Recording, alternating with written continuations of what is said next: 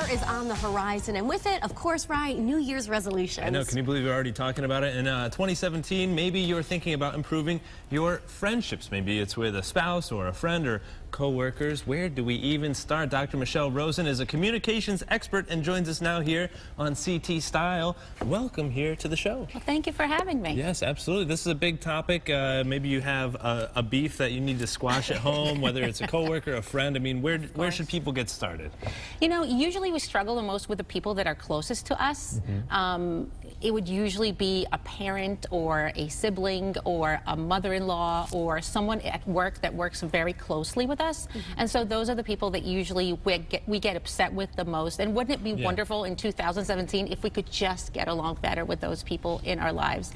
And, well, basically, in order to do that, there are a few things to pledge for, to really try. And even if it doesn't work 100%, because it's just part of human nature that a lot of times we struggle with other people, we can make it better. Well, how about assuming? That's something that we tend to do a lot. Well, there's a saying that goes along with that, right? We don't want to be assuming. Here on CT Style. Well, we actually tend to assume a lot about the people around us. And the reason for that is that we don't know really much about them. We know a whole lot about ourselves. We are the experts of our own lives, and so we know why we did what we did, why we reacted how we reacted, that we had a bad day, that we got stuck in traffic, that somebody really hurt our feelings, and so we know why we snapped at someone or said something too harsh.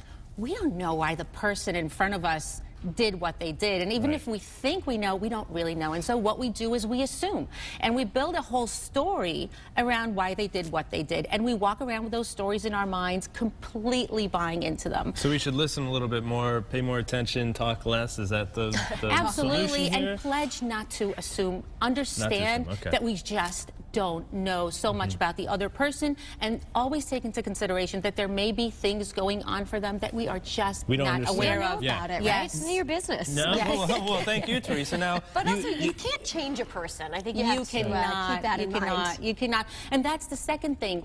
If we want to create a change, we need to pledge to fix the relationship if we can, or to improve the relationship, not to fix the person. And so a lot of times we say, you know, why can't they just be like that, or why can't they just answer my expectations?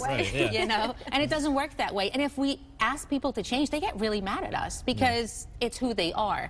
However, if we think with them how to change the relationship, how we can work together to make things work for both of us, it's not personal. It's a better outcome. Now how about being present? Because this is something that we often do. I mean, we're already talking about 2017. Well, when this happens, when that happens, you forget about living in the present.